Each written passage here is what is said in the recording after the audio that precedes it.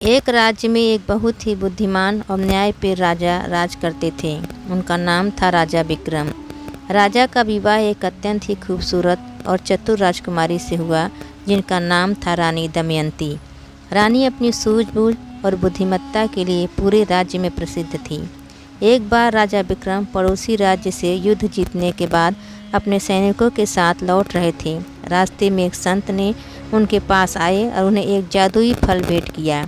संत ने कहा, हे राजन, यह फल बहुत ही चमत्कारी है। इसे खाने वाला हमेशा जवान और शक्तिशाली बना रहेगा। राजा बहुत खुश हुए और उन्होंने सोचा कि यह फल वो अपनी प्यारी रानी को देंगे ताकि वह हमेशा सुंदर और जवान बनी रहे। महल पहुंचकर उन्होंने रानी को फल दिया और उसकी महिमा के बारे में बताया।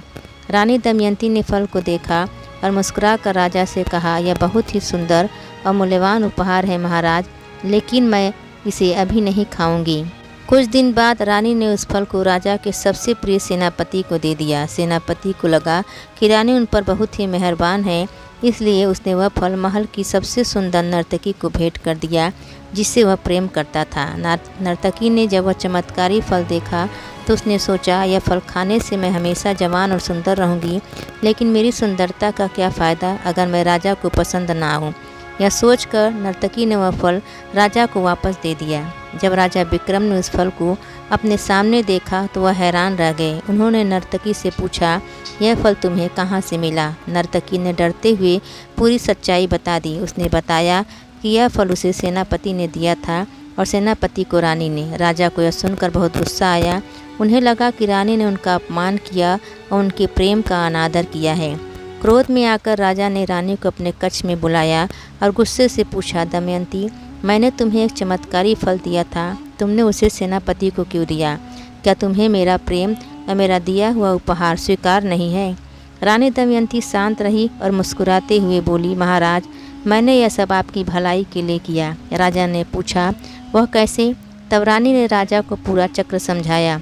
अगर मैं वह फल खा लेती तो मैं जवान रहती और आप बूढ़े हो जाते, जिससे हमारे बीच दूरियां आ जाती। मैंने वह फल सेनापति को दिया क्योंकि मैं जानना चाहती थी कि वह आपसे कितना वफादार है। सेनापति ने वह फल नर्तकी को दिया, जिससे यह साबित हुआ उसका प्रेम नर्तकी के लिए सच्चा है और वह सत्य और सम्मान का भूखा नहीं है।